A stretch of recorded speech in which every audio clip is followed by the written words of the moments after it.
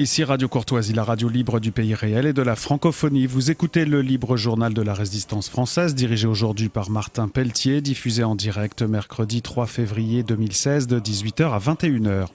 Il est diffusé en différé jeudi 4 dans la nuit de 2h à 5h, dans la matinée de 7h30 à 10h30, puis à la demande sur le site internet de Radio Courtoisie. Ce libre journal est réalisé par Franck. Vous pouvez intervenir au cours de cette émission par téléphone au 01 46 51 00 85, par télécopieur au 01 46 51 21 82 ou par courrier électronique en nous écrivant à courtoisie@radiocourtoisie.fr.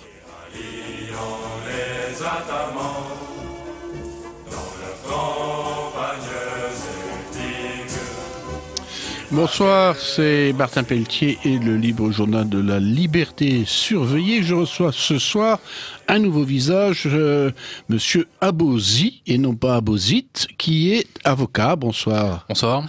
Et nous allons parler ensemble des migrants, et plus précisément de la façon dont on en parle, dont on en parlait, dont on en parle maintenant, le changement de discours à propos des migrants qui a peut-être une signification politique.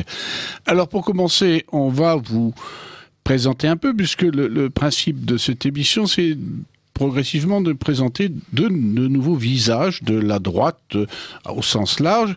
Alors qui êtes-vous ? Écoutez, je suis avocat au barreau de Paris, c'est ma profession. C'est pas honteux ? Non, tout à fait, bien au contraire. Je me suis fait connaître il y a quelques années en écrivant un petit bouquin, né en 1984. C'est peut-être votre année de naissance ? Oui, tout à fait, ouais. C'est un petit jeu de mots. C'est un petit jeu de mots avec, bien entendu, le roman d'Orwell. Bon, c'est pas le livre du siècle. Vous savez, quand les gens viennent me voir et me demandent d'acheter mon livre, je leur dis, si vous avez de l'argent pour acheter mon livre, achetez-vous plutôt un petit Baudelomény, un petit Coston, un petit Bainville. Ça, ce sont des grands, évidemment, c'est difficile de se comparer tout de suite à des gens comme ça. Mais voilà, donc pour que l'acte d'achat soit utile, je renvoie directement vers ces grands auteurs. Donc voilà, et puis j'interviens sur divers sujets, sur ce que j'appelle la nouvelle opinion publique, cette opinion publique qui naît sur le net et non plus à la télévision. Oui, alors cette nouvelle opinion publique, elle s'intéresse à quoi ? Écoutez, déjà, c'est une opinion publique qui est en grande partie jeune, et ce sont des gens qui viennent aux idées nationales. Oui, alors juste mettez-vous en face de votre micro, c'est-à-dire déplacez le micro, voilà, comme ça. Donc vous disais-je, la nouvelle opinion publique est constituée essentiellement de jeunes, même s'il n'y a pas que ça, hein, bien entendu, hein, c'est pas une réalité monolithique. Mais ce qui est très intéressant, c'est que ce sont des gens qui ne viennent pas du tout des milieux de droite authentiques. Quand je dis de droite, on se comprend, hein, on ne parle pas de l'UMP, enfin, devenu les Républicains. On parle de la droite qu'on va dire plutôt plus contre-révolutionnaire, la droite Léon Daudet, la droite Xavier Vallat. Oui. Donc ce sont des gens qui, en raison des souffrances engendrées par le mondialisme, n'adhèrent plus à l'idéologie dominante, n'adhèrent plus au lavage de cerveau républicain, et qui viennent peu à peu aux idées nationales, et pardon de le dire un petit peu aussi au catholicisme. Et en venant de n'importe où, de nulle part et d'ailleurs. Exactement. D'accord. Alors maintenant que les choses sont situées, on va parler un peu des migrants, parce que moi, il me semble que c'était le sujet, il n'y en a pas d'autre aujourd'hui. Le sujet, c'est cette vague qui submerge l'Europe, et qui a été pensée pour submerger l'Europe. Alors, depuis Cologne, j'ai l'impression qu'il s'est passé quelque chose. On a dit qu'il y avait des femmes allemandes qui avaient été molestées et même pour certaines violées. Est-ce que l'opinion publique se renverse et est-ce que surtout les médias commencent à tenir compte de la vérité ? Je crois qu'il y a plusieurs choses à prendre en compte. Les opinions publiques européennes ont connu deux temps, si vous voulez. Le premier temps, c'est le temps de l'hystérie collective et le temps de l'ivresse. On se rappelle de ces images en Allemagne, des trains de migrants qui arrivent, accueillis par des foules totalement délirantes. On avait l'impression que c'était des rockstars qui avaient dans ces trains. Non, c'était bien des migrants. On se rappelle aussi, à Copenhague, j'ai vu des images d'une manifestation absolument gigantesque, réunissant des dizaines de milliers de personnes pour un pays qui est à peu près 10 fois moins peuplé que la France, qui avait ce fameux slogan « Refugees Welcome ». On avait vu également aussi donc ça veut dire bienvenue aux réfugiés. Exactement, oui. C'était une citation, je précise. Hein. Oui, mais c'est en français, il faut toujours traduire. Vous faites bien, oui. En France, il y a eu des manifestations, mais qui étaient beaucoup plus, beaucoup plus restreintes, beaucoup plus minces. Pourquoi ? Parce que je pense qu'en France, il y a bien longtemps que le peuple français a déchanté par rapport à la question migratoire. Donc certes, il y avait quelques réseaux qui se sont activés pour faire l'équivalent d'un bienvenu aux réfugiés, mais ça n'a pas tellement pris, hein, parce que je pense que niveau migration... Ça ne marche plus chez nous. Voilà, si vous voulez, là, nous sommes sevrés. La coupe est pleine, si je puis dire. Saturé, plus encore que sevré. Ouais, tout à fait. Donc, il y a eu ce premier temps de l'hystérie collective. Mm-hmm. Et le problème, c'est que le mondialisme étant ce qu'il est, il produit des méfaits, et au bout d'un moment, on ne peut plus mettre la réalité sous la table. Et au bout d'un moment, on commence quand même à se rendre compte que ce qui se passe à Calais, ça commence à ressembler à une ville dans la ville. On commence à prendre conscience que parmi les meurtriers, les terroristes du 13 novembre, il y avait des chances pour la France, il y avait un Gaulois converti à l'islam, mais il y avait aussi ce que ce cher Francis Huster appelle un futur Montaigne. Et puis, comme vous l'avez évoqué, vous avez ce fait absolument choquant de Cologne, qui effectivement est marquant, puisqu'on voit des femmes qui deviennent des véritables proies pour des gens qui se comportent, comme des sauvages. Mais ça n'a pas été immédiat. Si vous vous souvenez, dans les 2 premiers jours, les médias ont fait le blackout. Tout à fait. On tue la vérité. Tout à fait. Pourquoi ? Parce que nos médias marchent de la façon suivante. Lorsque une vérité... dissonne avec les schémas préétablis du politiquement correct et du mondialisme, eh bien cette réalité doit être étouffée. Le problème, c'est que lorsque cette réalité est trop grande, eh bien elle n'est plus étouffable. Et au bout d'un moment, l'Allemagne, si vous voulez, c'est comme un pays voisin, sur lequel on est systématiquement branché d'ailleurs en ce moment.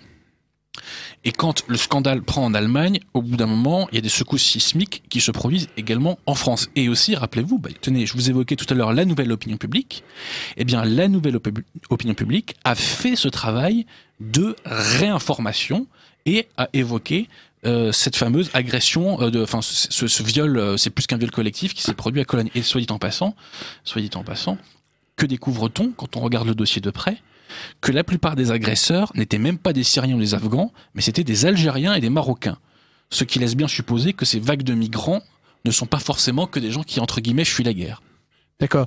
Mais est-ce que la question, c'est est-ce que les Allemands n'ont pas réagi finalement ? Tout le monde finit par réagir parce que ce qui était en cause, c'était les femmes, c'est-à-dire les plus faibles d'abord, et puis ensuite l'histoire de l'Allemagne, l'histoire récente quand même, c'est caractérisé à la fin de la Seconde Guerre mondiale par des viols de dizaines de millions d'Allemandes, par les Russes, par les Russes et pas seulement par les Russes. Ouais. Hein. Et donc, est-ce que justement là, enfin, la réalité est revenue par le réflexe extrêmement la réalité instinctif. avait déjà commencé à revenir. Autant, soyons très clairs, à la tête de l'Europe, nous avons des gouvernements que je me permets d'appeler collabos, qui mettent en œuvre l'idéologie mondialiste sous l'ordre de leurs dirigeants anglo-américains. Donc, Madame Merkel est payée pour mettre en œuvre une politique mondialiste. Le problème, c'est que la facture commence à être très élevée. Et rappelez-vous, dès le mois d'octobre à peu près, on a commencé à fermer les frontières. Donc déjà, le peuple allemand commençait à sentir que, en plus, le nombre de migrants qui sont venus en Allemagne est chiffré à 1 million. 1 million en l'espace de 3 mois, c'est une invasion. C'est une invasion. J'emploie les termes de M. Giscard d'Estaing sur l'immigration-invasion.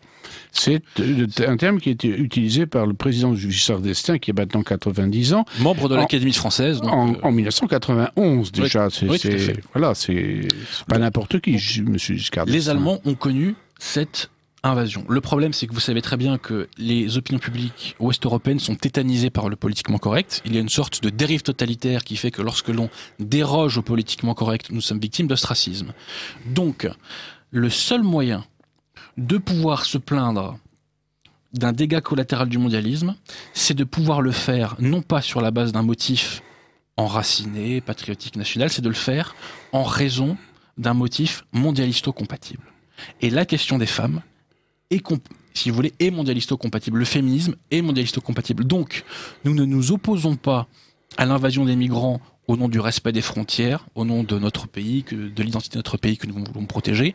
Nous nous opposons à la venue des migrants au nom du féminisme. D'accord. C'est toute la tartufferie du système. Et en même temps, c'est aussi, si on regarde les choses du point de vue de l'image, le grand soutien aux migrants est venu par l'image d'un petit garçon noyé. Oui, tout à fait. Et la fin du soutien vient par l'image des centaines de femmes molestées. Oui, tout à fait. Ouais. Au bout d'un moment, la réalité nous rattrape. Et si vous voulez, ce qui est très intéressant, c'est que on voit un pays comme la France s'effondrer en l'espace de 30 ans comme on ne l'a jamais vu dans l'histoire de France. À part les années qui ont suivi le traité de Verdun en 843, on n'a jamais vu un tel effondrement. On a vu 1420, le traité de Troyes n'était pas très brillant. Certes, mais si vous voulez, l'effondrement n'était pas aussi rapide. C'est que entre les premières défaites de Philippe VI et le traité de Troyes, il y a quand même 50 ans. Et je vais vous dire une chose, c'était beaucoup moins grave parce qu'à l'époque, il y avait seulement le corps de la France qui était atteint. Aujourd'hui, c'est les âmes. C'est l'âme de la France et l'âme des Français qui est atteinte. Et ça, c'est un mal, je pense, qui est beaucoup plus grave. Mais c'est un lavage de cerveau qui s'est fait sur 30 ans. Et la question qu'on se pose, c'est combien de temps les Français vont accepter d'être soumis à des politiques antinationales. C'est la question de fond.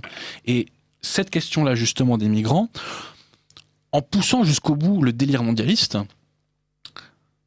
peut-être on va toucher enfin le fond pour pouvoir rebondir.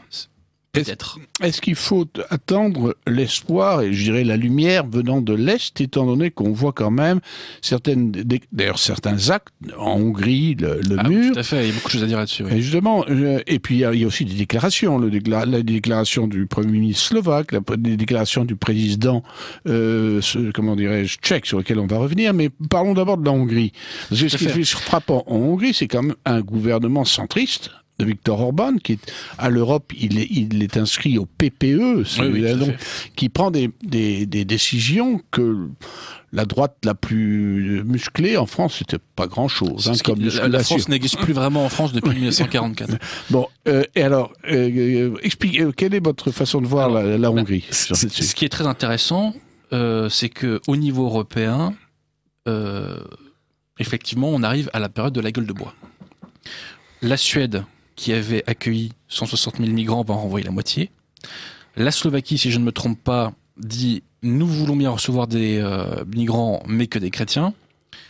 Au Danemark, on met en place une loi de spoliation, qui en France serait anticonstitutionnelle, je pense.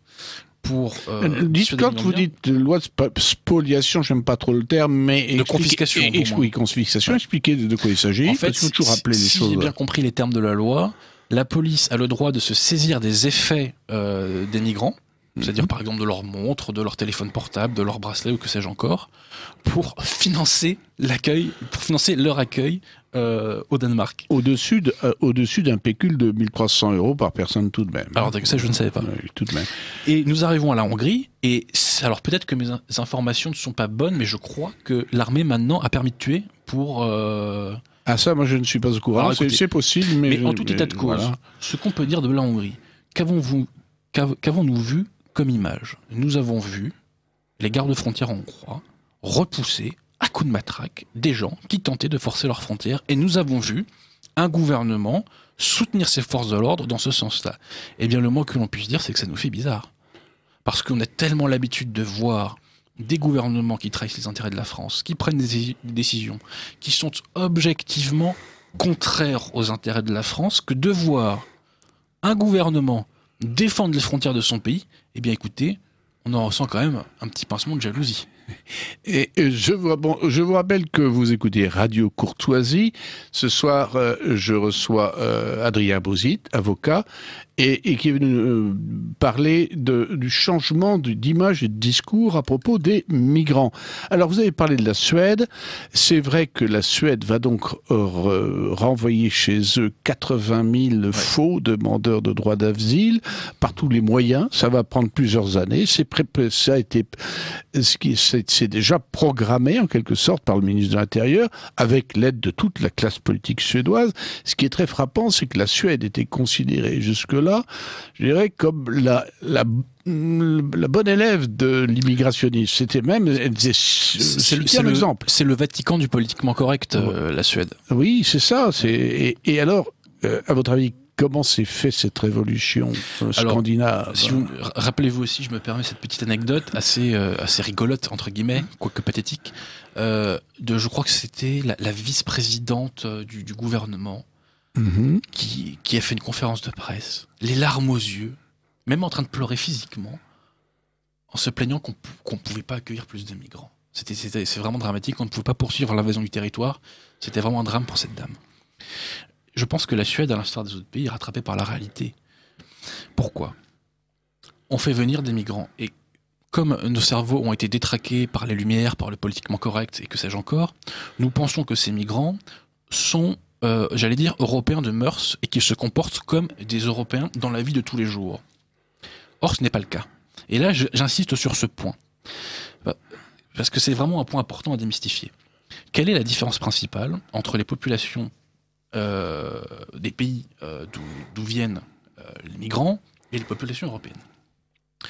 Les sociétés européennes sont structurées par rapport à ce qu'on appelle le fait social. Qu'est-ce que c'est que le fait social ? C'est que nous respectons en société des valeurs communes que nous respectons tous et auxquelles nous nous référons tous. La plupart des migrants, eux, viennent de sociétés qui sont non pas fondées sur le respect de valeurs communes, mais sur le fait tribal. Qu'est-ce que le fait tribal ? C'est que je respecte les règles intra-groupe, mais si une tierce personne n'est pas dans mon groupe, les règles de civilité de mon groupe ne s'appliquent pas à cette personne. Donc autant dans mon groupe, je ne viole pas, je ne vole pas, je ne commets pas telle infraction ou telle incivilité, autant si tu n'appartiens pas à mon groupe, eh bien dans ces cas-là, c'est porte ouverte et je peux faire ce que je veux. Ils ne connaissent pas le droit des gens. Exactement. Voilà. Et si vous voulez, le respect des règles communes leur est étranger. Je ne dis pas que c'est une sous-civilisation, je dis que c'est une alter-civilisation. Ce n'est pas la civilisation européenne. Et donc, de ce choc entre le fait social et le fait tribal, eh bien, il résulte tous ces faits divers sordides dont nous sommes, j'allais dire maintenant, qui deviennent monnaie courante. Et quoi que ce soit extrêmement choquant. En Suède, justement, nous parlons de la Suède. Nous avons vu un migrant qui avait, je crois, à peine 12-13 ans, qui a assassiné une femme qui gérait un des centres d'accueil de migrants de je ne sais quelle ville suédoise. Bon, il faut bien comprendre que ce que découvre la Suède, nous, en France, nous le vivons aussi, mais depuis maintenant plusieurs décennies. C'est-à-dire que l'explosion de la délinquance, elle vient en France, elle vient aussi de ce choc entre le fait social et le fait tribal. Eh bien, vous ne croyez pas que l'immigration soit une chance pour la France ? C'est une chance pour la République. Ce n'est pas une chance pour la France, l'immigration. Alors, qu'est-ce que vous appelez la République ? La République, c'est très simple. C'est le régime qui a mis au cœur de nos institutions la philosophie des Lumières et qui a retiré du cœur de nos institutions le respect de l'ordre naturel. Et donc, dans le cadre de cette philosophie des Lumières, il faut créer un homme nouveau. Quoi de mieux que l'immigration pour créer un homme nouveau ? Quoi de mieux ? Tout à fait. Alors, pour revenir à notre sujet principal, vous avez dit tout à fait justement qu'on peut commencer à critiquer l'invasion au nom, par exemple, du féminisme. Alors, c'est pas absolument nouveau parce que on a vu aux Pays-Bas à la fin des années 90 avec Pim Fortuyn, puis ensuite Geert Wilders qui a pris sa place, justement une revendication entre guillemets laïque et laïciste et anti-musulmane fondée sur le féminisme d'un côté et le respect des minorités homosexuelles. Ouais. C'est un des biais qui... C'est toujours cette technique, si vous voulez. On ne peut contrer le mondialisme que au nom d'une cause mondialisto-compatible. Et de même qu'en France, demain, on ne vous dira pas que la France est envahie par des étrangers et qu'il y a un fait de contre-colonisation, on vous dira que l'islam pose problème par rapport à la laïcité. Mais c'est dire la stratégie actuelle du nouveau Front National de Marine Le Pen et de Florian Philippot. Hélas, mille fois hélas, car moi je suis de ceux qui pensent que la laïcité est une cause de l'effondrement de la France. Oui, alors là, justement, est-ce que dans un mieux apparent, on ne va pas au devant d'une nouvelle catastrophe à ce moment-là? Après, je vais vous dire une chose. Un homme politique se juge non pas sur ses mots, encore que ça peut compter, mais il se juge principalement sur ses actes. Moi, ce qui m'intéresse avec le Front National actuel, au-delà du discours actuel, c'est qui êtes-vous, mesdames et messieurs? Qu'est-ce qui vous structure concrètement, idéologiquement, spirituellement? Le Front National a parfaitement conscience qu'il est obligé d'avoir une politique de couverture et qu'il ne peut pas dire, entre guillemets, 100% de ce qu'il pense sans se faire fusiller par le système. Donc, je n'en veux pas trop, si vous voulez, de ces concessions sémantiques, j'allais dire, si elles ne sont que des concessions sémantiques. Ce qui serait beaucoup plus inquiétant, ce serait que les nouvelles figures qui émergent du Front National soient réellement acquises à tous ces totems qui ont détruit la France. Donc ils prennent leur apologétique pour une réalité, en quelque sorte. Ça, ma foi, j'ai envie de vous dire, on ne le saura que lorsqu'ils seront élus. Donc vous leur laissez le bénéfice du doute, en quelque sorte. Tout à fait, oui. D'accord. Tout à fait. Alors, il y a un autre phénomène dans le changement de discours, et moi, il m'est apparu en Allemagne, je ne sais pas si vous lisez la presse allemande, moi oui, j'ai été intéressé notamment par un article de Die Zeit, où il faisait une analyse assez longue sur Martin Schuster, qui, vous le savez peut-être, le président du Conseil juif de République fédérale d'Allemagne, et qui s'était fait très mal voir, il était tenu, je dirais presque pour un extrémiste de droite, parce qu'il avait demandé que l'immigration, les migrants, justement, on est toujours sur le même sujet, respectent, 1, les femmes, 2, les orientations sexuelles, 3, la laïcité, et 4, le regard sur les juifs et la Shoah. Et alors, il avait été, vraiment repris vertement à un moment donné, et puis après Cologne, eh bien, la presse lui a donné raison. Alors, est-ce qu'il n'y aurait pas aussi, dans le changement de discours sur les migrants, une espèce de grande coalition qui inclurait, les sionistes contre l'islam conquérant? Disons que ces gens-là sont quand même pas tout à fait naïfs et que les réseaux communautaires juifs sont assez lucides et ils savent que les populations qui viennent du Moyen-Orient n'ont pas forcément un a priori, positif sur les populations juives d'Europe. Donc effectivement, ils pensent à leur sécurité. C'est d'ailleurs tout à fait normal et compréhensible de leur point de vue. Et je dirais même c'est louable. Oui, bien sûr. Et donc il y aurait à ce niveau une scission qu'on a connue d'ailleurs ailleurs au moment de SOS Racisme. Il y a les intérêts mondialistes et francs-maçons ne sont pas les mêmes que les intérêts juifs actuellement sur cette question. Vous savez, tous les réseaux, comment vous dire, il n'est pas de bloc monolithique. C'est-à-dire que de même qu'il y a un Brzezinski pense pouvoir pousser les pions du mondialisme de telle façon, un Kissinger pense pouvoir les pousser de telle façon, tel réseau communautaire pense pouvoir pousser ses pions de telle façon, Enfin, vous voyez ce que je comprends bien, mais ici nous tombons justement sur une contradiction qui peut se résoudre d'ailleurs effectivement. Ce qui est intéressant, c'est que si vous voulez, les réseaux communautaires juifs encaissent depuis maintenant 2-3 ans un certain nombre de défaites politiques et diplomatiques. Par exemple, la reconnaissance de l'État palestinien par le Parlement français. Je pense à l'étiquetage, vous savez, des produits qui viennent des colonies israéliennes en Cisjordanie. Voilà, je pense à des événements comme ça. D'ailleurs, même plusieurs années avant, c'était sous Sarkozy, si je dis pas de bêtises, il y avait eu la reconnaissance de l'État palestinien par l'UNESCO. Donc, effectivement... ce sont des défaites, ce sont des revers, disons. Il y a des revers politiques, donc si vous voulez, le judéocentrisme, autant il faut s'intéresser à la question juive, autant le judéocentrisme est, pour moi, une grille de lecture qui est vraiment erronée. C'est que si on se focalise sur cette question-là, je pense qu'on passe à côté de beaucoup de choses et on ne comprend pas tout. Et d'ailleurs, les événements dont je viens de vous parler illustrent illustre, si vous voulez, la limite de ce logiciel. Et je vais vous dire, et ça va aller d'ailleurs crescendo. Pourquoi ? Parce que la gauche française, pour gagner, a dorénavant besoin des voix maghrébines de France. Or là, vous suivez mon regard. La gauche a perdu en grande partie des voix des banlieues pour diverses raisons, mais notamment pour la question du mariage pour tous. Donc la gauche va être contrainte de faire dans l'antisionisme, en tout cas dans l'antisionisme verbal, pour récupérer les voix maghrébines. Oui, donc on est au cœur de cette petite contradiction. Oui, tout à fait. Qui n'est pas insoluble, parce qu'il y a des synthèses ailleurs. Bien entendu. Voilà. D'accord. D'ailleurs, c'est un choc de civilisation à la maison, ça aussi. Ah, tout à fait, oui. Tout à fait. Qu'est-ce que vous pensez du choc de civilisation actuellement dans ce contexte ? Si vous voulez, ça dépend de quoi on parle précisément, parce qu'il y a le choc de civilisation, c'est une expression connotée, celle de Huntington, c'est ça, si je dis pas de bêtises.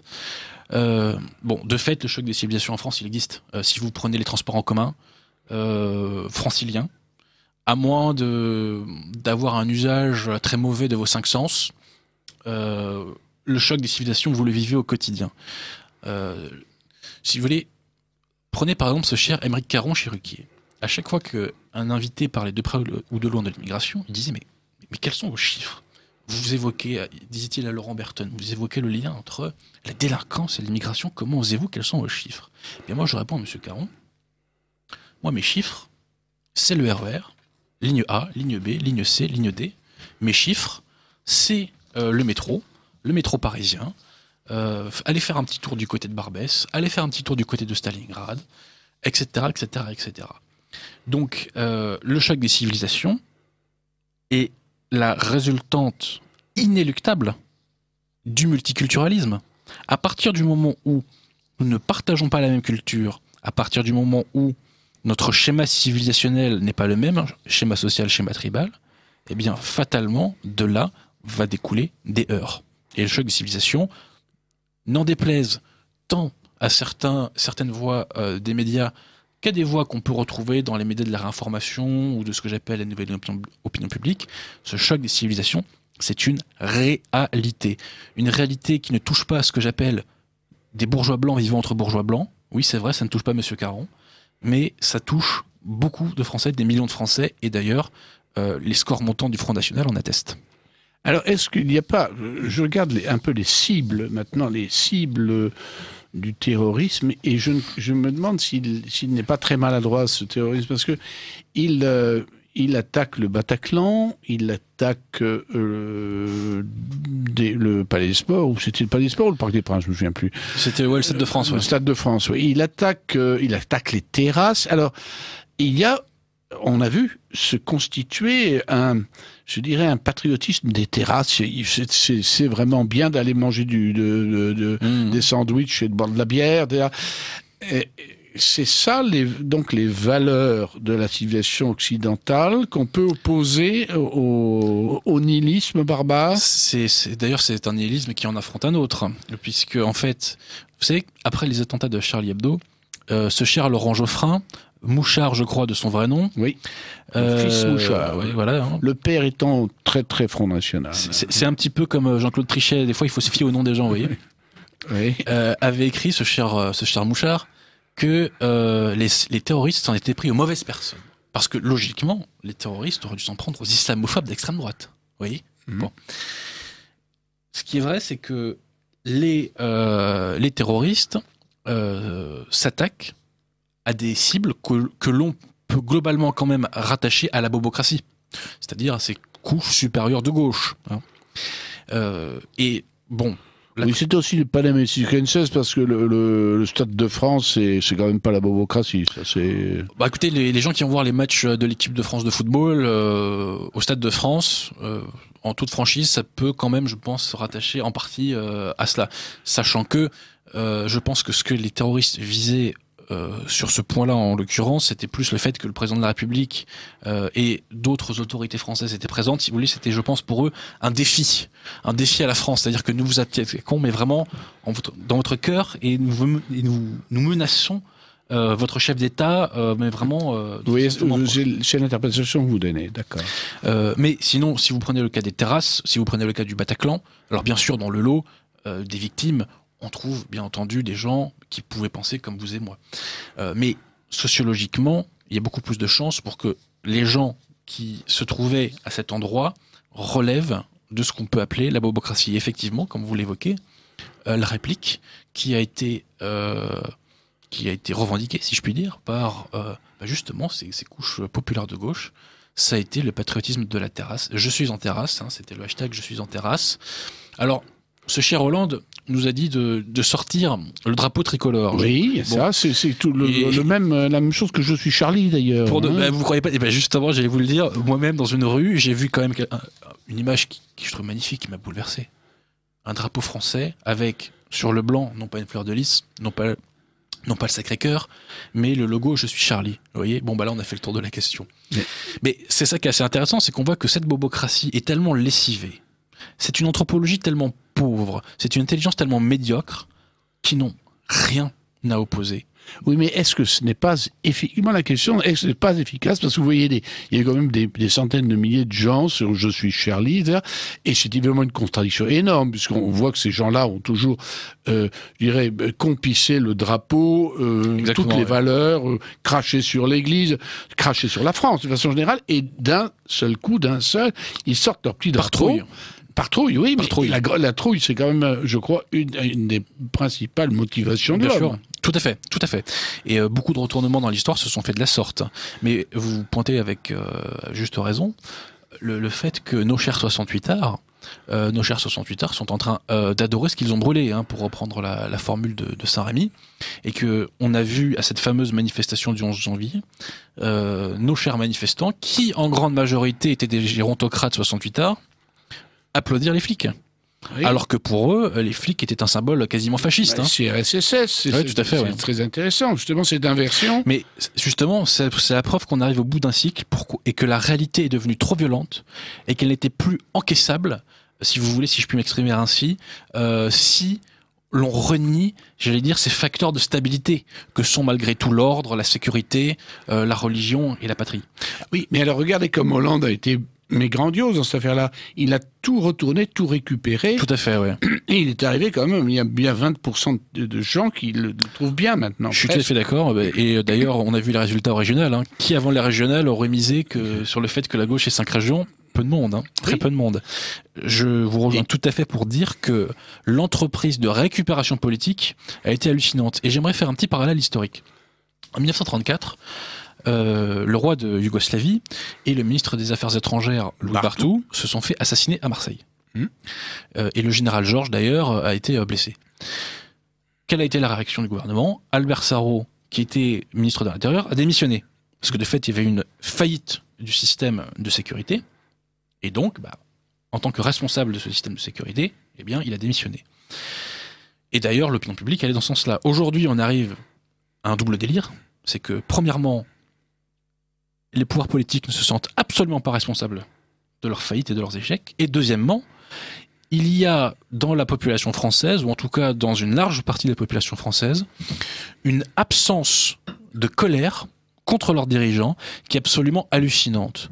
Et autant la jeunesse française est frondeuse, la moitié d'entre elles ne votent pas, et le tiers qui vote Front National, autant chez nos chers gérontocrates Bobo, Charlie et post-68ards, il y a une incroyable lâcheté, il faut le dire, une incroyable lâcheté. Et ces gens-là feront tout pour conserver les reliquats de petits privilèges hérités des Trente Glorieuses. Ils sont tous au pied du pouvoir. Écoutez, on va s'interrompre une seconde pour répéter que nous sommes sur le libre journal de la liberté surveillée. Je reçois ce soir Gabriel Abosi. Adrien Abosi.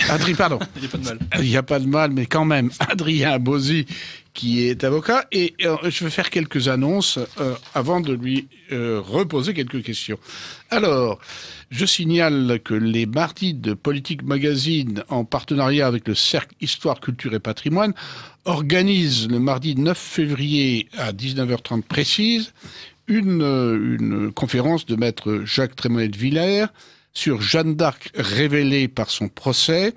Alors, la participation aux frais est de 10 €, 5 € pour les étudiants et les chômeurs. Et la conférence aura lieu salle Messiaen, 3 rue de la Trinité, 75 009 Paris.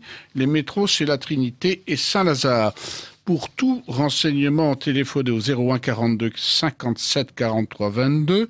Je répète, 01 42 57 43 22. Alors, quelques réactions d'auditeurs maintenant.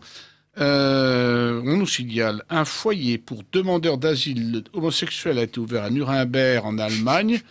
Un autre va ouvrir à Berlin.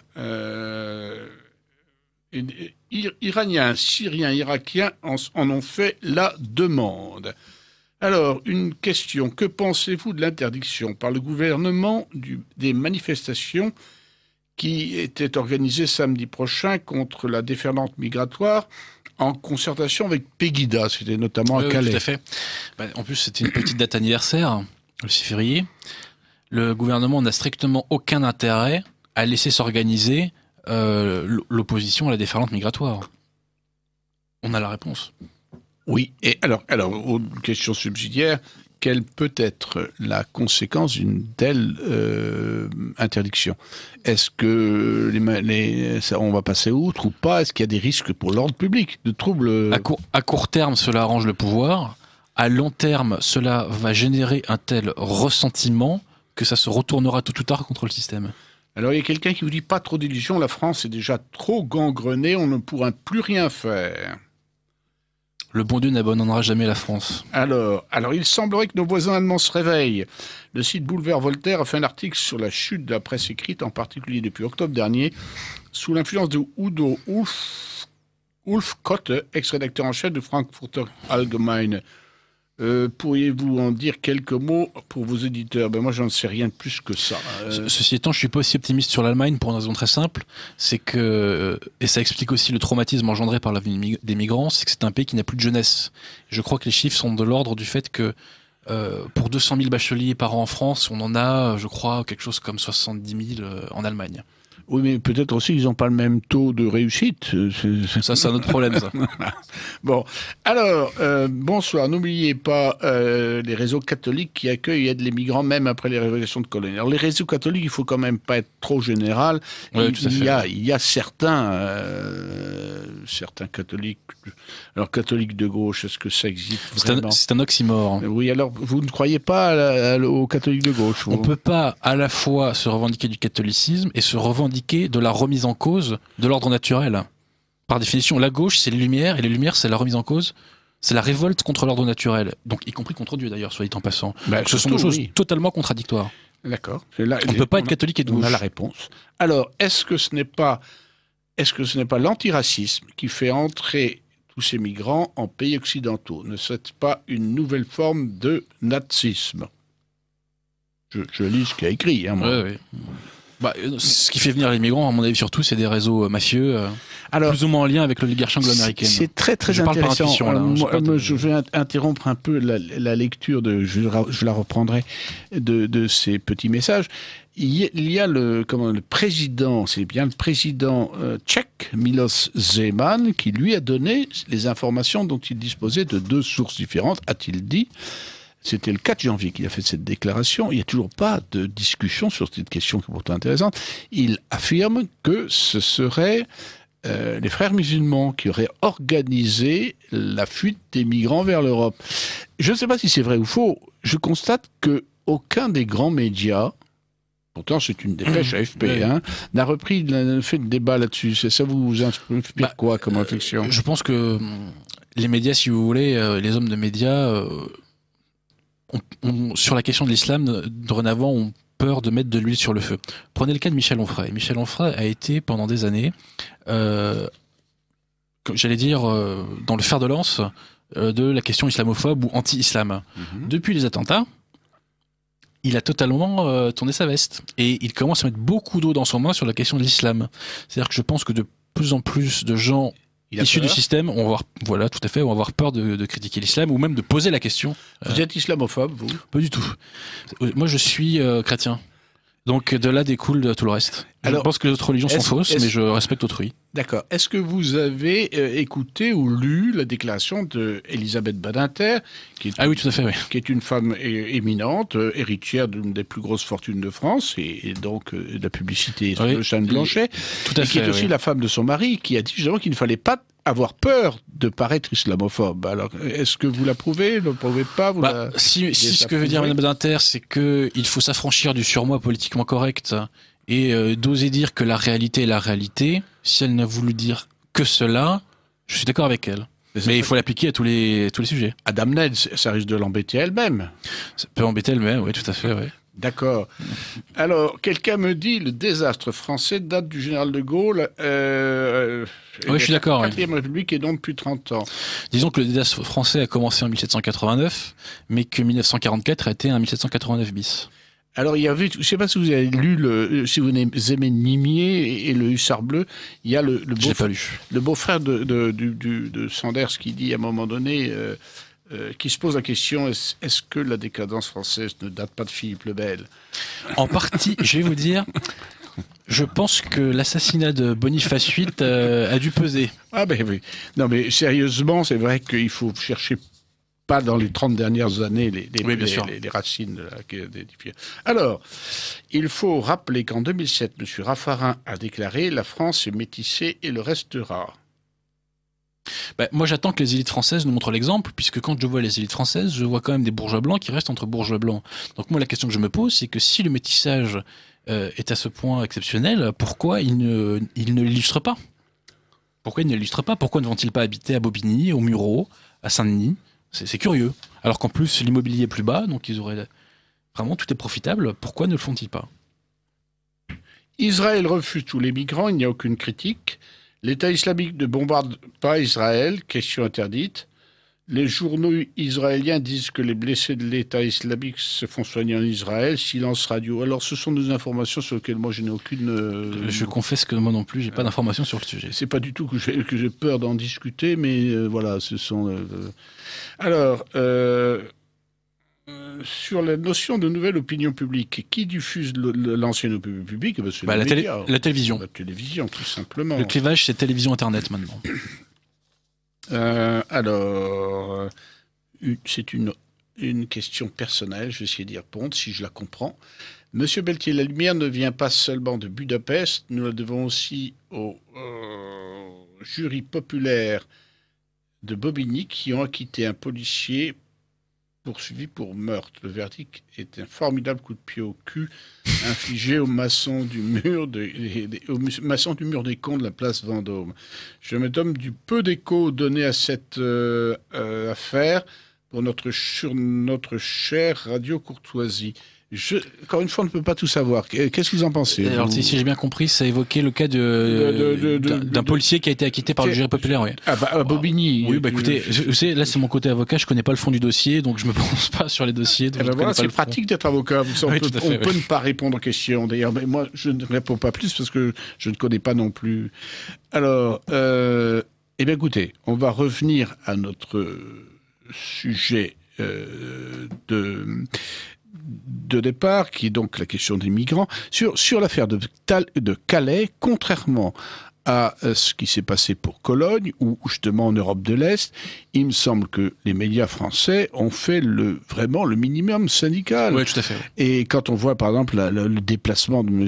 Alain Juppé, qui était faire un petit tour des lisières de l'enfer, toujours pour dire les mêmes choses. Là où on n'est pas sorti du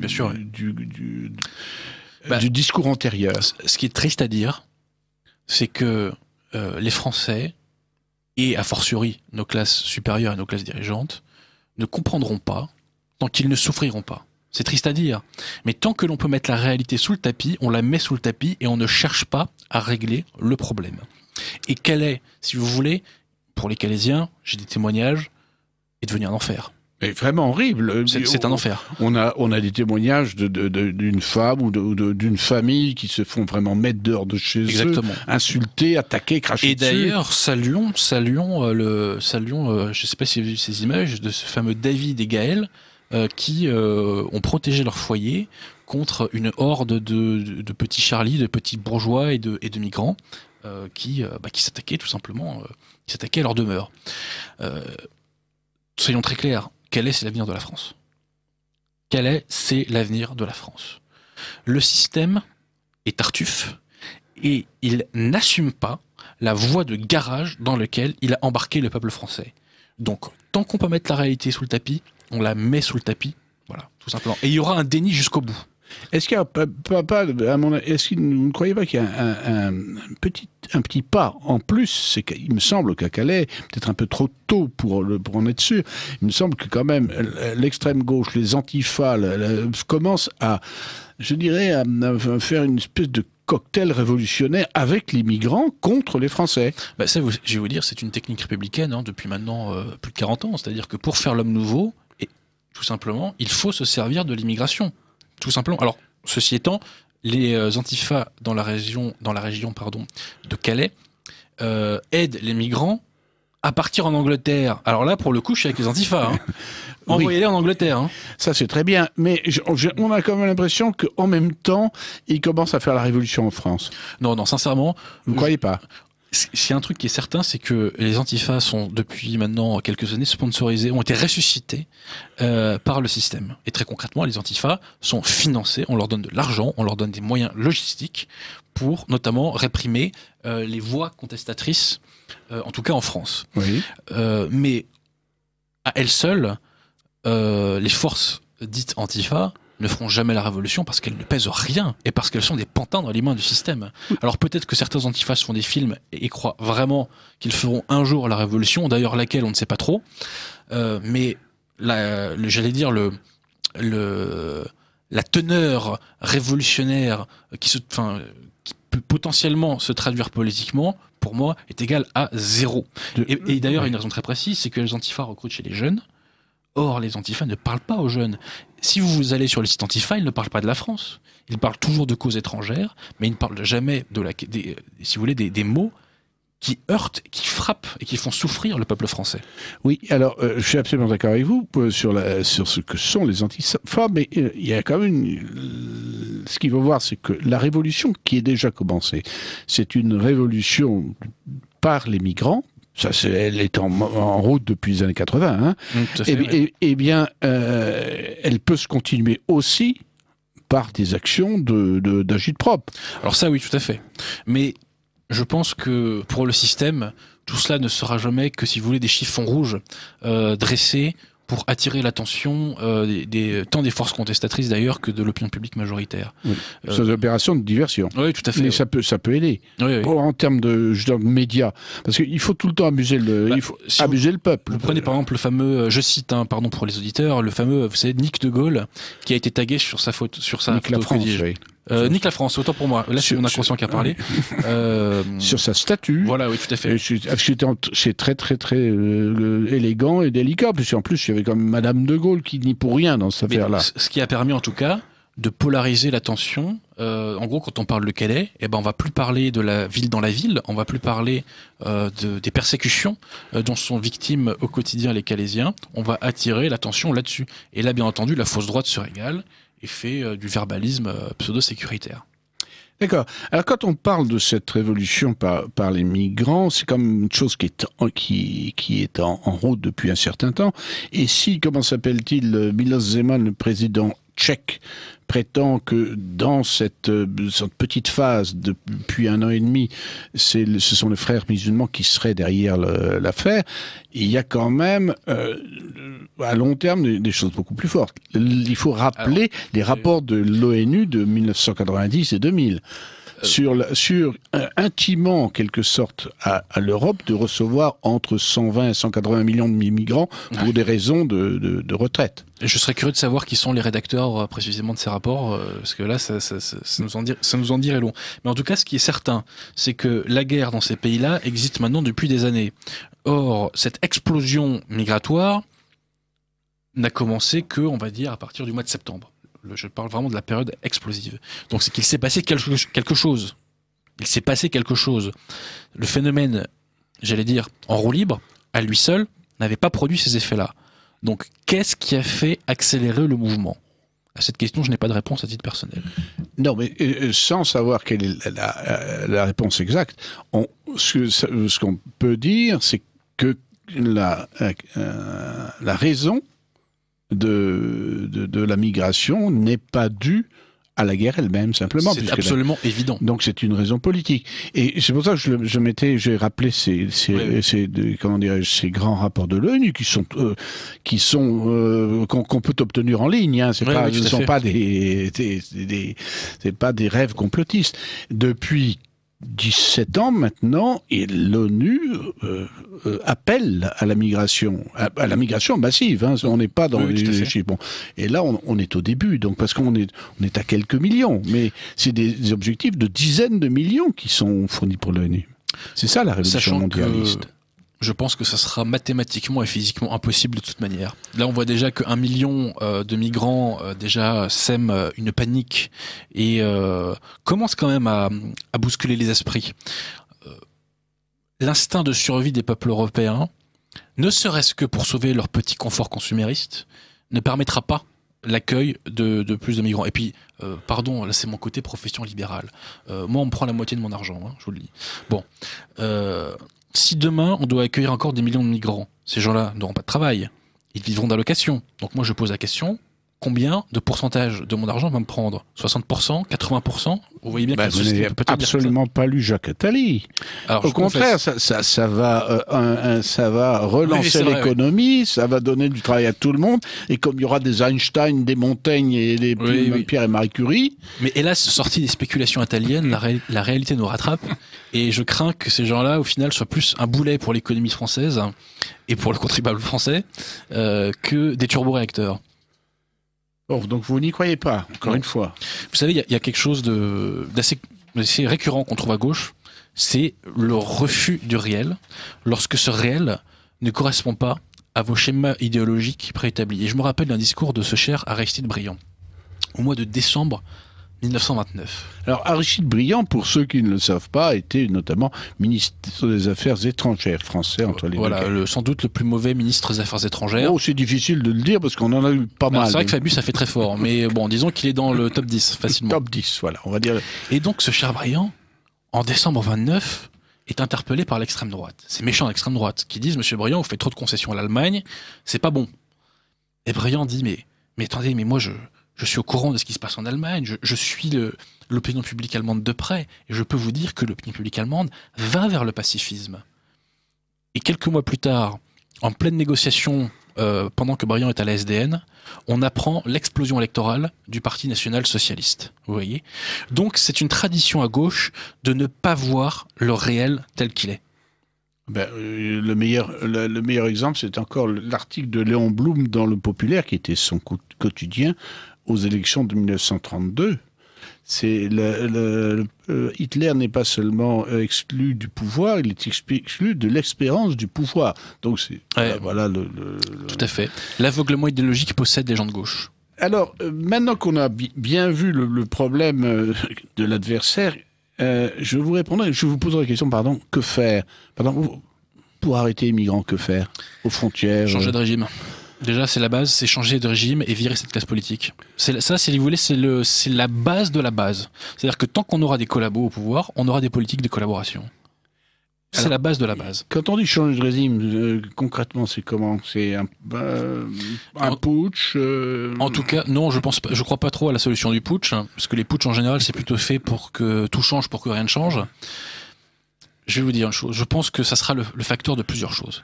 Déjà, la résultante de plusieurs facteurs. Oui. Voilà, pardon, toi pour moi. Déjà, il faudra que les Français comprennent ce que c'est le mondialisme, et hélas, ils ne le comprennent que quand ils se le prennent en plein visage. Donc ça sera déjà quand les souffrances seront plus grandes dans le peuple français que les choses commenceront à changer. Ensuite, moi, ce sur quoi je mise, je vais vous dire, il y a deux scénarios.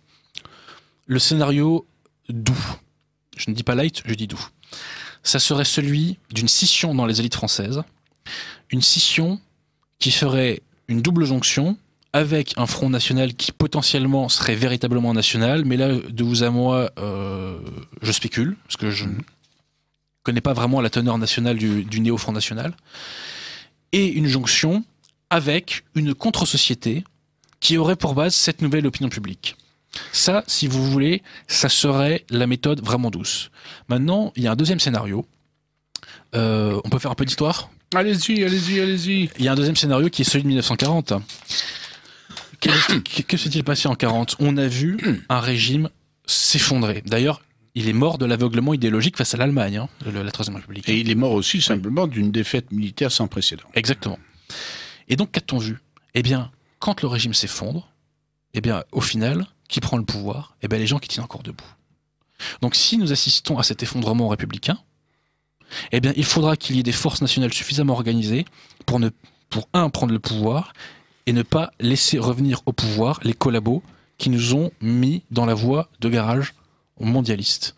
Et quand je dis cela, je vise des forces politiques, je vise des forces médiatiques et je vise aussi des forces économiques. C'est sur tous ces terrains-là que les patriotes français doivent s'engager pour pouvoir être debout le jour de l'effondrement. Alors vous allez me dire, mais l'effondrement, c'est pour quand et ça sera comment ? Je vous donne un exemple très simple. Aujourd'hui, en France, on achète non pas la paix sociale, mais on achète la paix ethnique. Bon. Si demain, les Chinois arrêtent de nous prêter autant d'argent, et les Japonais, et si demain, la fiscalité diminue, puisqu'elle est devenue, enfin, notre hyperfiscalité est en train de tuer l'économie française, les transferts sociaux vont cesser. Donc, nos chères chances pour la République, comment réagiront-elles ? Je vous laisse deviner. Et donc, ça pourrait être un des visages, si je puis dire, de l'effondrement républicain. Et si on veut en avoir un avant-goût, regardons les images de la fête de 2013 qui fêtait la victoire du Paris Saint-Germain, la victoire du PSG dans le championnat de France. Regardez les images et vous aurez peut-être une vision de l'avenir de la France. J'aime bien synthétiser de façon très grossière parce que c'est pour comprendre moi-même. Un collapsus économique peut engendrer une espèce de guerre civile. Je dirais que ça sera un collapsus qui aura plusieurs dimensions. Il y aura les dimensions économiques, il y aura la dimension peut-être politique et sécuritaire. Pour dire les choses très concrètement, je pense que c'est la trouille qui fera que les gens changent de braquet de toute façon. Oui, mais c'est-à-dire que dans ce que vous venez de dire, vous semblez votre scénario. Oui, je vois ce que vous voulez dire. C'est les autres qui commencent. Bien sûr. D'accord. Sachant que tout cela ne sera possible. Vous savez, c'est un peu comme l'Union soviétique. Les pays de l'Est se sont libérés parce que la Russie était affaiblie. Donc il y a quand même un préalable à tout ça, c'est une diminution de la puissance de l'oligarchie anglo-américaine. Et je crois qu'on y est déjà d'ailleurs dans cette diminution de puissance. Oui, il y a justement quelqu'un très gentiment qui dit « Monsieur Pelletier, je viens de terminer votre livre « 20 bonnes raisons d'être anti-américain ». Les Français doivent lire ce livre et ils comprendront. Vous avez bien raison, il faut qu'ils le lisent, qu'ils l'achètent surtout. Non, mais donc, c'est le préalable, c'est l'affaiblissement de la tyrannie. Vous savez, il y a Roger Olindre, ce cher Roger Olindre a fait une conférence il y a quelques semaines de ça, et il a une phrase, je crois, très juste. Il disait on armera les banlieues pour sauver les valeurs de la République. Je crois que c'est vrai. Et je pense que non seulement on armera les banlieues, mais je pense que il n'est pas impossible qu'on voit débarquer quelques porte-avions américains si jamais il y avait un soulèvement national digne de ce nom. Ben on l'a vu ailleurs. Souvenez-vous de ce qui s'est passé en Serbie. Alors je connais pas le dossier. Mais... Il n'y a pas si longtemps, c'est en 99, on a fait la guerre à la Serbie. Ah oui, d'accord. Tout simplement.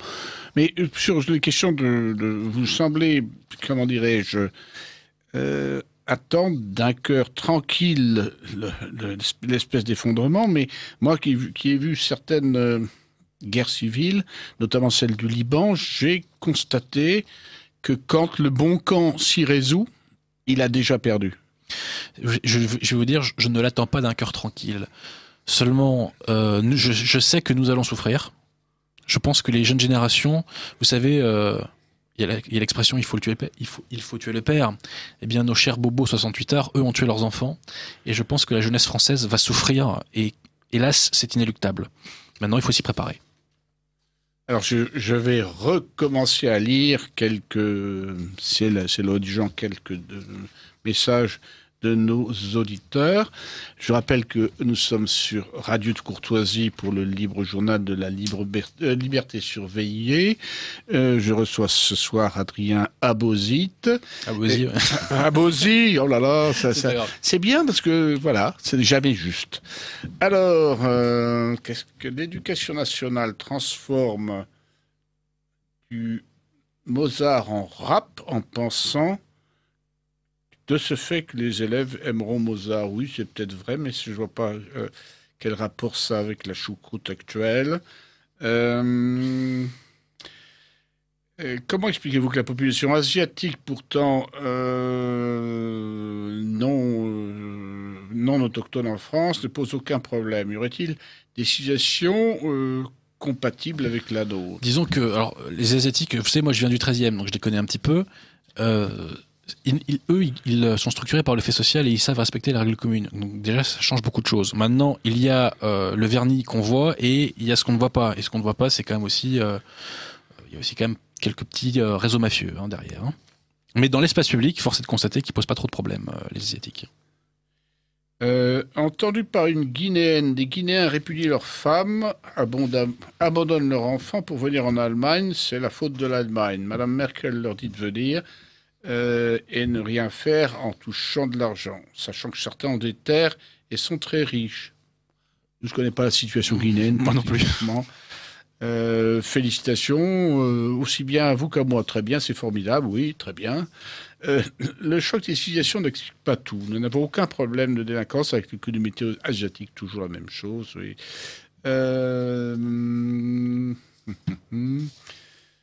Jamais on n'a vu autant d'hypnotiseurs à la télévision.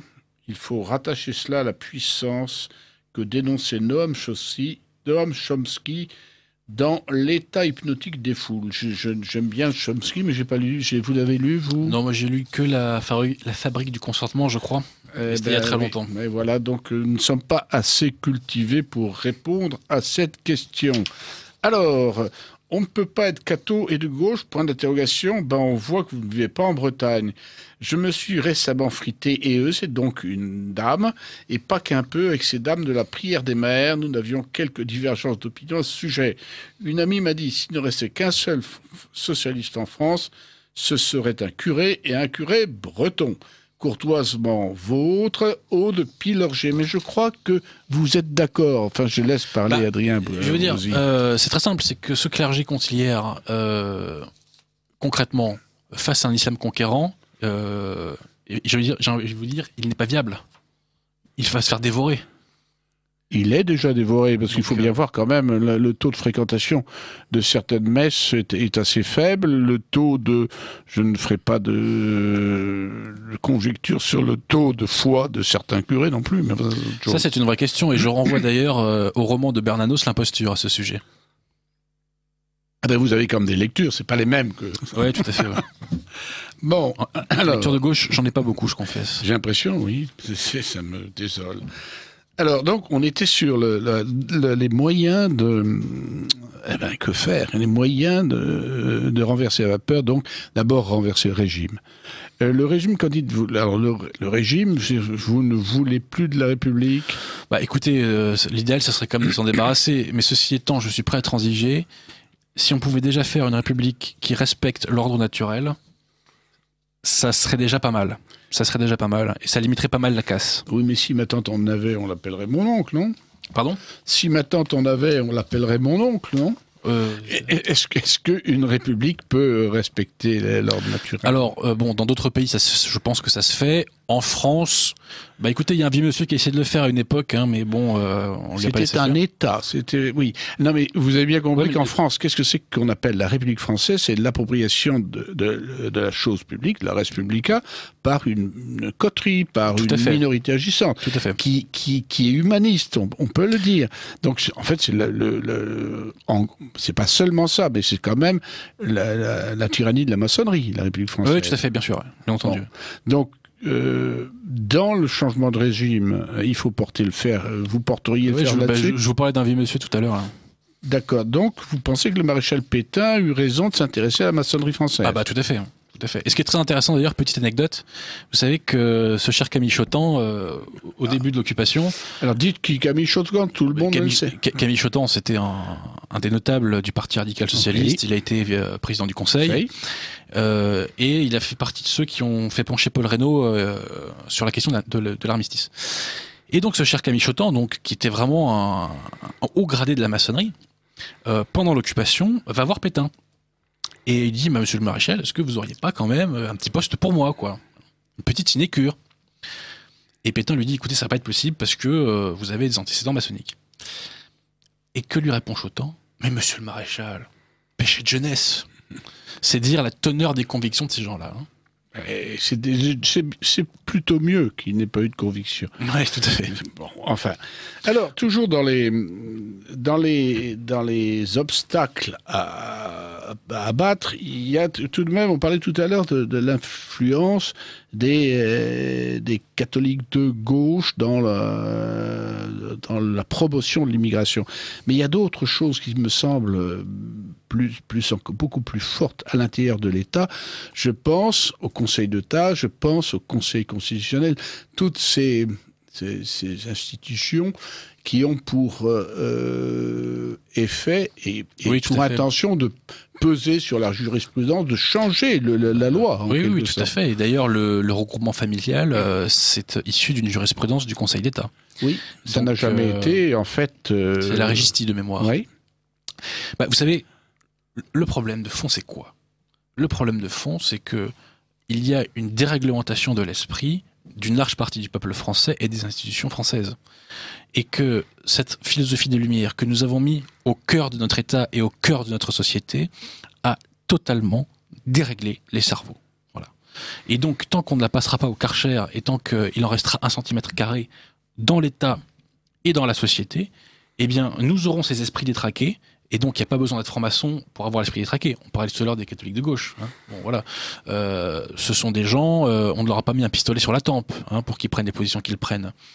Je pense même à tous ces gens qui ont manifesté le 11 janvier, à tous ces gens, à tous les barragistes, n'est-ce pas, qui font barrage au Front National et pas aux migrants.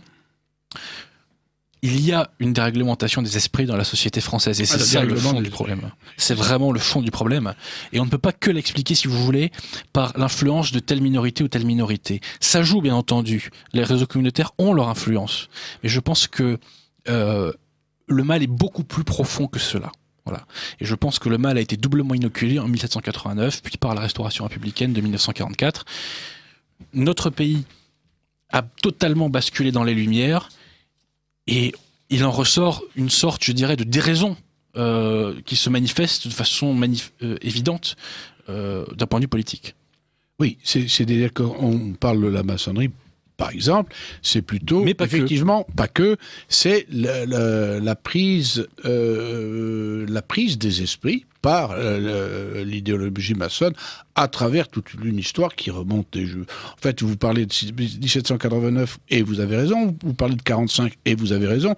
On pourrait aussi parler de la période 1880-1914 qui est aussi qui est aussi importante pour comprendre ça. Ce qui est capital avec 1789, c'est que c'est vraiment nos institutions qui intègrent ce logiciel. Alors qu'avant, la monarchie française ne les intégrait pas. Certes, il y avait des éléments maçons dans les hautes strates de l'Ancien Régime, mais le système politique, j'allais dire théologico-politique, ne validait pas ces valeurs-là. Et de fait, la société ne se structurait pas par ces valeurs-là.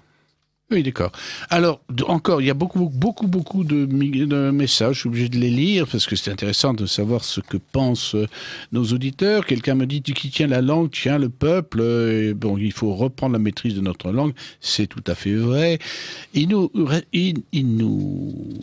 reproche de ne pas respecter la non-fumigation des titres électifs. Au contraire, on dit un député, madame le député, madame le ministre, qui n'est pas élu d'ailleurs, mais enfin, il n'y a pas de problème.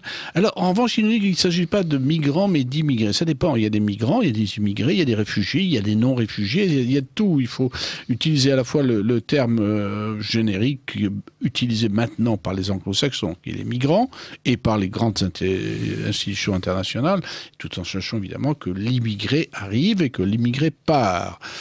Quant au général de Gaulle, si nous l'avions aujourd'hui, tout cela ne serait jamais passé. Bien au contraire, ce que nous vivons est la conséquence directe du rétablissement de la République par le général de Gaulle. C'est vrai, mais c'est vrai. Il est vrai aussi, que le général de Gaulle, avec toutes les erreurs qu'il a commises, à mon sens, avait un sens de l'intérêt national que n'ont pas ses successeurs. Oui, mais de Gaulle, si vous voulez, s'est battu contre un courant qu'il a lui-même déversé. C'est toute la contradiction du personnage. Oui, nous sommes d'accord. Je ne vais pas vous dire le contraire, parce que je pense que... Y a-t-il un lien entre la montée de l'islam et les 52 mosquées de Bretagne et la colère des éleveurs de porcs? Alors je connais pas le dossier, je vous avoue, mais en toute franchise, moi j'espère vraiment que la Bretagne va connaître une invasion migratoire, un peu comme l'Île-de-France l'a connue, parce que là, la Bretagne, il faut le dire, c'est ridiculisé aux dernières élections régionales. Mais non, c'est normal. Quand on n'a pas le danger chez soi, on ne réagit pas. Oui, mais il y a une part d'égoïsme bourgeois, si je puis dire, à ne pas voir le mal chez autrui. Et si vous allez dans la banlieue de Lorient, on va toujours mieux voter que le pays bigouden, parce qu'il y a très peu de Suédois. très peu de Suédois là-bas. Jean Ferrat l'a dit, l'avenir appartient aux femmes. Non, la femme et l'avenir de l'homme, c'est un peu différent. C'était d'ailleurs comment s'appelait-il? Aragon. De l'Aragon. Il dit bon courage à Marine Le Pen. Eh ben, écoutez, s'il le dit, bon courage. L'invasion musulmane a été repoussée à Lépante grâce à une croisade des rosaires par le pape. Marie nous a dit que les chapelets seraient l'arme la plus sûre pour nous sauver. Ça, c'est pas faux, ça. Mettons-nous à prier, mais c'est pas mauvais. Sainte Geneviève, on a démontré les vertus, fut un temps. Oui. Alors, les pentes, ça a repoussé la flotte turque, mais ça n'a pas malheureusement tout résolu, puisqu'ils étaient encore 100 ans plus tard sous les murs de Vienne. Et c'est déjà l'Europe de l'Est qui avait arrêté l'invasion. Toujours. Peut-être qu'Orban est le Jean Sobieski. Oh là là, peut-être pas. Allez savoir. Alors, messieurs Juppé et Sarkozy et les Républicains ont eu tort de laisser la main de monsieur Hollande au moment de Charlie. Ils auraient dû lui demander de démissionner.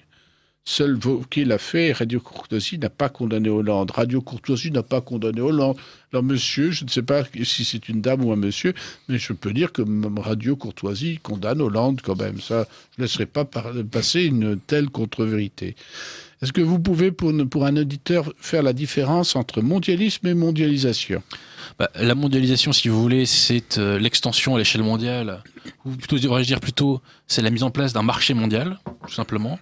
Le mondialisme, c'est la volonté d'unification du monde, tout simplement. Monnaie politique, spirituelle, voilà, morale, et je dirais que c'est même plus grave, le moral et spirituel, parce que le politique... Bien entendu. Voilà. Mais tout découle du spirituel, de toute façon. C'est la phrase de Peggy, tout commence en mystique, tout finit en politique. Oui, et tout commence et tout finit, parce que c'est pour modifier c'est le fond de l'affaire, d'ailleurs. Bien sûr. Et c'est d'ailleurs ce qui est en cours. Alors, c'est une question qui me semble importante à traiter, c'est que quel est le résultat de cette espèce de soulèvement en français avec des drapeaux, avec je suis Charlie, contre finalement pas l'islam mais le terrorisme? Est-ce que ce ne serait pas de dire que, comme on le voit d'ailleurs à la une de Charlie, toutes les religions sont mauvaises, tous les intégrismes sont mauvais, qu'il faut donc être Charlie. Le résultat, c'est que, si vous voulez, il y a une remobilisation, si je puis dire, des rangs du politiquement correct, des rangs de la bobocratie. D'ailleurs, ça s'est traduit, on l'a vu, au deuxième tour des régionales. C'est-à-dire qu'on a vu, si vous voulez, le Front National marque des points, le Parti Socialiste et les Républicains prennent des coups au premier tour, appel paniqué du système à ces gérontocraties libérales-libertaires, et on a vu une remobilisation suite aux attentats et suite aux dangers, n'est-ce pas, d'extrême droite. D'extrême droite, mais moi je suis frappé par les unes de Charlie Hebdo, parce que c'est quand même maintenant l'arbitre des élégances. On voit, vous avez vu cette... oui, sur Dieu, là. Sur Dieu, on voit, c'est pas n'importe quel Dieu, c'est pas Allah, c'est Dieu le Père qui est là et qui est l'assassin dans l'affaire. Bien sûr. De toute façon, si vous voulez, cette philosophie des Lumières, ce politiquement correct et cette gauche repose sur un principe de haine de soi. Voilà. Donc tout ce qui vient de nous est à détruire, est à balayer, et cette une de Charlie Hebdo l'illustre. C'est le masochisme permanent, l'autoflagellation permanente.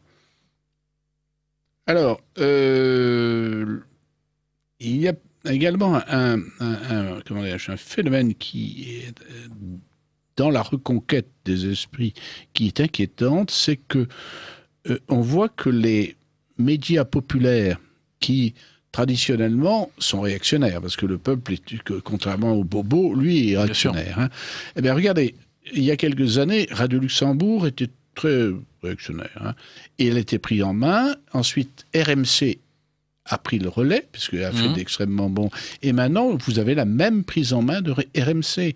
De la même façon que le Parisien, maintenant, le Parisien libéré, qui du temps de comment s'appelait-il, Abory, était vraiment ce qu'on pouvait faire de mieux comme journal. Et maintenant, tout à fait bobo. Est-ce qu'il y a un espace possible pour... Dans les médias traditionnels, non. Non. C'est verrouillé. C'est verrouillé, on le voit aussi à la télévision. LCI est devenu complètement... Radio Courtoisie est l'exception. Voilà, sans flagorner, de fait. J'aurais même d'ailleurs que ce ne soit pas le cas, mais de fait, c'est l'exception. C'est vraiment le seul endroit où on peut un peu parler. En radio, oui, c'est le seul. Sinon, l'espoir, c'est Internet. Et la révolution se fera en partie par Internet. Oui, bien sûr. Bien sûr, mais enfin, est-ce que Internet a la puissance de feu nécessaire ? Ça dépend sur qui. Sur les je dirais, les plus de 50 ans, réponse non. Sur les jeunes ont totalement, ou en grande partie, délaissé la télévision pour Internet. Et ça, c'est une véritable révolution, puisque autant la télévision est muselable, si je puis dire, autant Internet ne l'est pas. Puisque Internet est atomisé par définition. Puisque ça relève de la volonté individuelle de chaque individu qui fait le choix, c'est la véritable démocratie d'ailleurs, qui fait le choix de choisir son programme. Alors il y a une question là, c'est une question pour terminer l'émission sur laquelle on peut s'apesantir un petit peu. Est-ce que justement cette nouvelle, ce que vous appelez cette nouvelle opinion publique qui se traduit par Internet, qui émerge par Internet, peut déboucher sur une nouvelle répartition politique ? Bah écoutez, c'est le fond de l'affaire, je crois. Pas demain, c'est très clairement pas demain. Mais pour moi, Internet joue le rôle que les sociétés de pensée ont joué à la fin de l'Ancien Régime. Donc, demain matin, non. Après-demain, oui. Si de larges parties du peuple français se mobilisent en faveur de ce changement. Il faut créer une contre-société d'un point de vue économique. Il faut mettre en place des médias qui aient une force de frappe la plus grande possible. Il faut...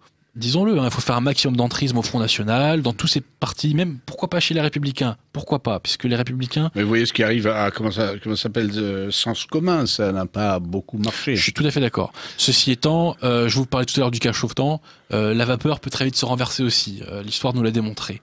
Et surtout, ce qu'il faut, c'est faire une jonction entre donc cette avant-garde issue de la nouvelle opinion publique et une partie de nos élites qui comprendra que continuer d'aller dans le sens du mondialisme, c'est aussi s'aborder ses privilèges. Mais alors, je dirais simplement qui. Alors, on a un petit espoir au Front National. Il n'y a pas que Marine, il y a Marion, et puis il y a d'autres personnes. Il y a Bruno Gollnisch, il y a des gens pas mal au Front National. Mais chez les autres, est-ce que Dupont-Aignan, ça peut vous donner quelque chose ? Est-ce que Philippe de Villiers peut donner quelque chose ou pas ? Je me pose la question. Dupont-Aignan, vous n'y croyez pas ? Pas tellement, non. Pourquoi ? C'est un gaulliste. Dupont-Aignan valide tous les fondamentaux du système. Il valide tous les fondamentaux du système. Voilà, donc bon. Après, peut-être que demain, il prêchera autre chose. Allez savoir. Mais tous ces gens-là défendent des principes qui sont mauvais. Voilà, c'est tout. Et c'est à la nouvelle opinion publique, rebâtie sur des bons principes. Pardon ? Et Villiers ?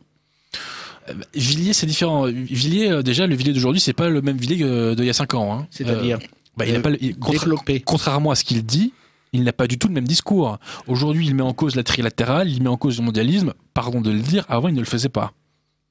De fait. Bon. Aujourd'hui, il défend l'héritage spirituel de la France en faisant des ouvrages sur Jeanne d'Arc. Ça, c'est très bien. Sincèrement, il serait intellectuellement malhonnête de ne pas le lui reconnaître. Encore que, m'a-t-on dit, je n'ai pas lu son bouquin sur Jeanne d'Arc, mais il n'a pas évoqué la triple donation qui est le cœur de la vie de Jeanne d'Arc. Mais bon, ça c'est un problème. Mais ceci étant, de Villiers, globalement, son retour est une très bonne chose. Et les critiques qu'il fait vont dans le bon sens. Après, à lui seul... C'est pas un carabinier d'Offenbach, un peu ? C'est-à-dire ? Le carabinier d'Offenbach, c'est ceux qui arrivent en retard, ceux qui arrivent après coup. Ah oui, alors ça, pour le coup, effectivement. Mais bon, ceci étant, il faut... Vous savez, par les temps qui courent, je veux dire, on fait avec les moyens du bord. Avec des ouvriers de la 11e heure et demie. Voilà, donc bon. Mais De Villiers, à lui seul, n'enclenchera aucune dynamique politique. Il peut faire partie, potentiellement, du à l'héritage spirituel de la France, mais à lui seul, non. Et d'ailleurs, le Front National, on l'évoquait, le Front National à lui seul, je n'attends rien de lui. Vous savez, c'est la jurisprudence Émile Olivier, c'est-à-dire l'opposition libérale au Troisième Empire, mais le problème, c'est que quand Napoléon lui dit de venir au pouvoir, il y va, quoi. Il va à la gamelle et il fait la gamelle. Si vous voulez, le ton du Front National, ça sera la nouvelle opinion publique qui le donnera. Voilà. Donc, soit la nouvelle opinion publique est au rendez-vous de l'histoire et elle sera devenue une masse critique suffisamment puissante pour que le Front National renoue lui aussi avec l'héritage spirituel de la France, soit l'opinion publique n'accouche de rien et le Front National deviendra un parti collabo. Je ne souhaite pas que ce scénario se réalise. Dans la nouvelle opinion publique, est-ce que vous incluez est-ce que vous pensez qu'il y a un rôle positif à jouer pour des gens comme Égalité et Réconciliation, quoi qu'ils ne viennent pas du tout ils en font partie, hein, malheureusement. Enfin, c'est pas malheureusement. Si vous voulez, la question Égalité et Réconciliation, elle est très compliquée. Elle est très compliquée. Il faut prendre, il y a à boire et à manger pour moi dans l'envers. Ce qui est absolument incontestable, c'est qu'il y a une base militante. Ceux que j'ai rencontrés, moi, Égalité et Réconciliation, étaient globalement des bons Français. Ça, c'est absolument incontestable. Et des gens relativement formés, ce qui m'a un peu surpris. Alors ça, je n'irai pas jusque-là, mais ça après, je ne connais pas suffisamment. Sincèrement, oui. Je ne me prononce pas là-dessus. Maintenant, si vous voulez, le message de ce vers quoi vise Égalité et Réconciliation, c'est une altère république multiculturaliste fédérée par l'antisionisme. Bon, voilà. Donc moi, le conflit israélo-palestinien, personnellement, c'est pas mon affaire. Et je suis contre la république multiculturelle. Donc, effectivement, Égalité et Réconciliation a pour mérite si vous voulez, d'avoir un site qui permet de faire une bonne revue de presse. Égalité et Réconciliation a le mérite d'avoir mis en place justement en partie cette contre-société à travers diverses structures. Ça, il faut absolument pas leur retirer. Je pense que ça peut accoucher de bons fruits. En revanche, le message... Vous n'êtes pas d'accord sur le fond. Le message, si vous voulez, la République... cette république j'exagère un peu en disant alter islamique, mais disons que je ne partage pas tout à fait leur islamophilie. Voilà. D'accord. Sans tomber dans l'islamophobie. C'est juste que quand on est français, on défend les racines chrétiennes de la France. Donc en fait, oui, c'est ça. C'est une question de plus ou de moins. C'est comme d'ailleurs les empoisonnements, c'est une question de concentration. Je crois que, je ne sais plus qui disait que la dose fait le poison. Oui, c'est absolument. Brassels, je crois, disait ça. Ou d'ailleurs, comme la cuisine, on ne met pas, je sais pas, 1 litre d'harissa dans une choucroute. C'est tout simple. Mais en tout cas, la question d'égalité et réconciliation est très intéressante, puisque c'est à partir de quelques bouts de ficelle, ils ont quand même réussi à acquérir une force de frappe assez impressionnante. Et moi, ce que j'espère, si vous voulez, c'est que cette contre-société qu'ils ont mis en place et cette force de frappe médiatique qu'ils ont mis en place s'oriente davantage vers l'héritage spirituel de la France et se dégage de ces vieux démons de gauche qu'ils cultivent encore. Mais je pense que voilà. Et cet antisionisme systématique, me semble-t-il, outre qu'il est totalement stérile et erroné. Enfin, si vous voulez, c'est que. Pour vous, c'est pas le problème. C'est pas le problème, c'est hors sujet. Je pense à quelqu'un d'autre qui est très fort sur le créneau de la nouvelle opinion publique, c'est à Dieudonné. Lui, c'est encore autre chose. Mais c'est vrai qu'il sait utiliser les méthodes. Tout à fait, oui. Le problème de Dieudonné, c'est qu'il ne fait pas de politique. Hein. Et je pense que la France, de vous à moi, il en a rien à cirer. Hein. Ça n'engage que moi ce que je dis là, mais je ne sens pas en lui un amoureux de la France chrétienne et enracinée, quoi. Voilà, c'est ça. En revanche... ce qui ne retire rien à son talent. Hein. À son talent d'abord, et à sa faculté de sentir le terrain. Mais ça, pour le coup, Dieudonné incarne, si vous voulez, il démontre que la nouvelle opinion publique peut accoucher vers des choses économiquement solides et viables. Voilà. C'est ça, pour moi, ce que je retiens de Dieudonné. Donc, ce qu'il nous faut, c'est des talents. Mais il y en a en France. Hein. Il y en a de plus en plus. Et il y en a qui s'éveillent, il y en a qui se découvrent. Moi, j'en vois, j'en soutiens. Je pense que dans les années à venir, ils vont émerger.